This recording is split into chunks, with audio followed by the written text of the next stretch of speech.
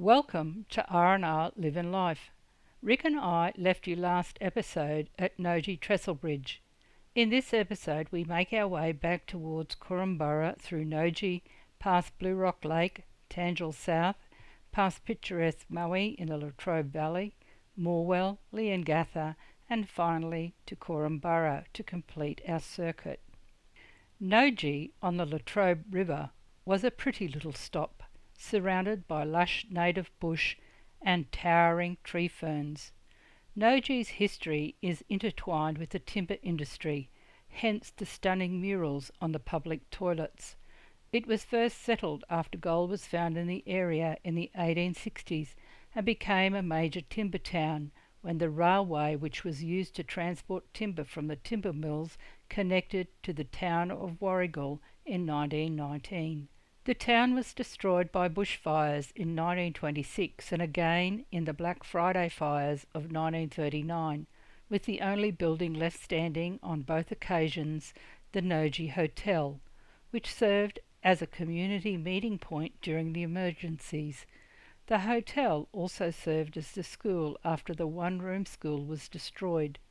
From Noojee we made our way to Tangel, a rural locality and former timber town, situated in eucalypt forests with trees exceeding 100 metres in height. We were following the Willow Grove Road, and I had a glimpse of lyrebirds on this section, but they dashed off into the undergrowth before I could take a photo. The forests were spectacular, with trees so straight and tall, while along the creeks were ferns, vines and small shrubs, and what appeared to be patches of rainforest in the sheltered gullies. It was a stunning drive, even with the weather being so damp.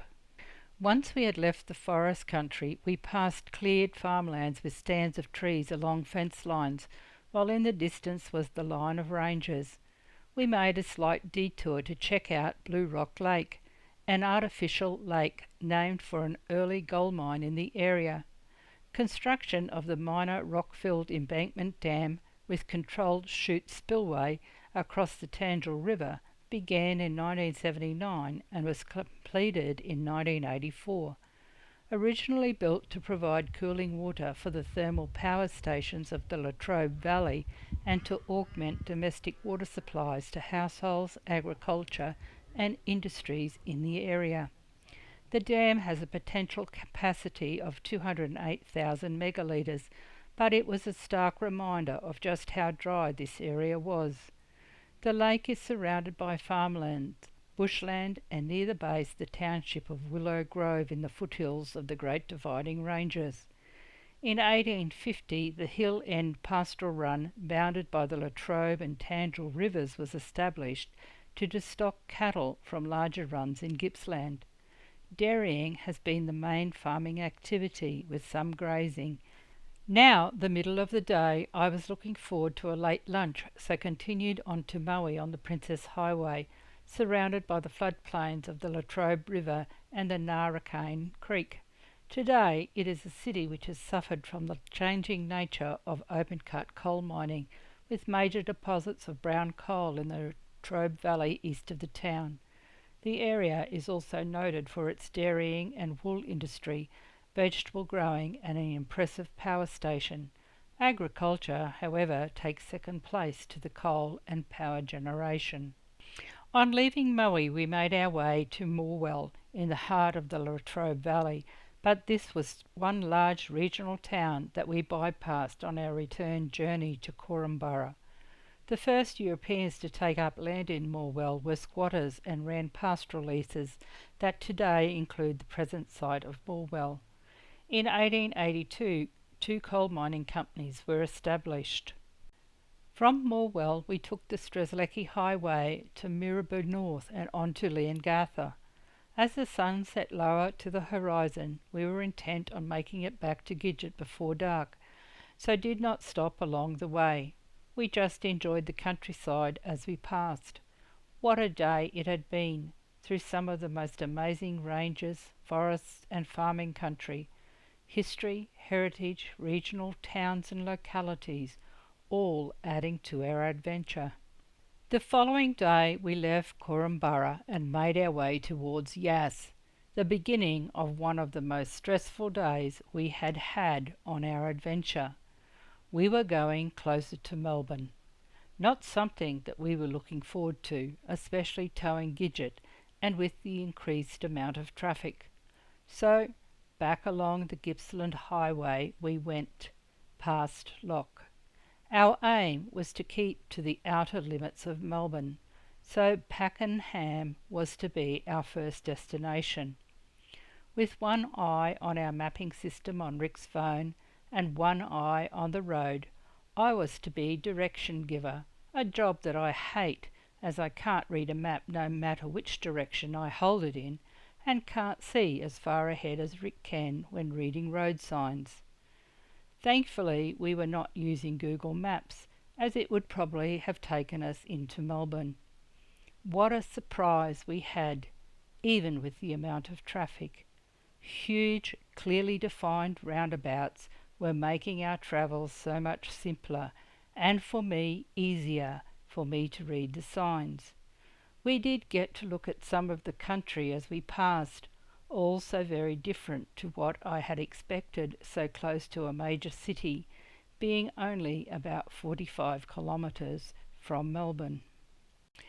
On arriving in Pakenham, we were met with roadworks, which we navigated without any issues, and continued on our journey towards Pakenham Upper, originally known as Gembrook South, with the settlement dating from 1872.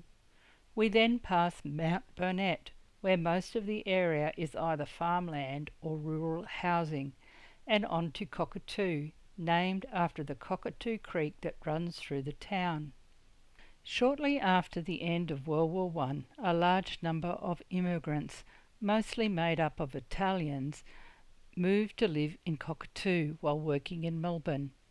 Timber getting was the major source of employment, and this industry received a considerable boost when the narrow gauge railway from Upper Ferntree Gully to Gembrook was completed in 1900.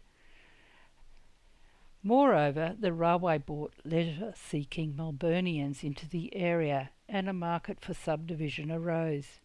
Cockatoo was one of the worst hit townships during the disastrous 1983 Ash Wednesday bushfires, where over 300 buildings were destroyed and 6 lives lost.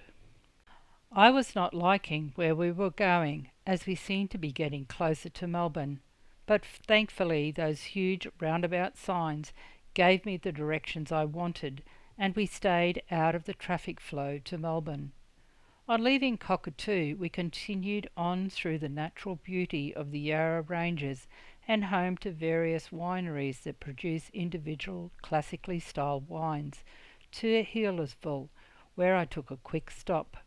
From there we continued on to Yarra Glen and then to Dixon on the Melbourne Highway, where we stopped for morning tea. By then I was looking forward to my morning coffee. Dixon Creek, northeast of Melbourne, is known for its prominent wine industry and was hit hard by the Black Saturday fires, with many houses being destroyed. After a nice break, we continued along the mostly tree-lined Melbourne Highway, through very dry country where cattle and sheep were being fed. The day was still overcast, with the sun making an occasional appearance. It was hard for me to grasp why there had been severe bushfires in the area, but I can only come to the conclusion that being so close to national parks and forested areas, and the country being so dry, combined with strong winds, resulted in these fires. A significant number of roads we had been travelling on were tree-lined, and even with the damp conditions I could see the build-up of leaf litter and shredded bark piled under trees, especially in more densely wooded areas, increasing the fuel load, and it would only need someone to drop a match or light a fire. It is sad when we see the immeasurable impact bushfires have on these unique natural environments. One of the reasons why Rick and I don't have a campfire, as we never know where the embers might end up. Due to the higher than normal temperatures the area was having, the dry conditions had stopped the pasture growth. hence leaving grasslands with very little feed on the ground, and cattle and sheep appeared in poor condition, though I think that in southern states they receive the majority of their rain during winter. We arrived at Yea Caravan Park around midday, set up Gidget, and began to unwind after our very nerve-wracking morning. Yea, surveyed in 1855, grew as the service centre for grazing, gold mining and timber getting in the area. Heritage sites around the town include the railway station building, Purcell's General Store, having been run by the same family for approximately 100 years, and the nearby Yea Floral Fossil Site, a roadside cutting on Limestone Road, where some of the world's earliest vascular plants, ancient leafy foliage, so far found on Earth, was discovered. This quirky little town is located on the inside, west and south of a bend in the Yea River, about 5 kilometres southeast of where it meets the Goulburn River. Not only is the town situated between rivers, but our caravan park was on an island between the Yea River and the floodplains. The surrounding areas consist mainly of pastoral properties running beef cattle and sheep. In 1825, the Yea River was called Muddy Creek by human hovel because of its muddy banks, but in 1879 it was renamed the Yea River. Within 15 years of human hovel's visit, the land in the area had been taken up by graziers, though in the hills good soil was only to be found in the hollows.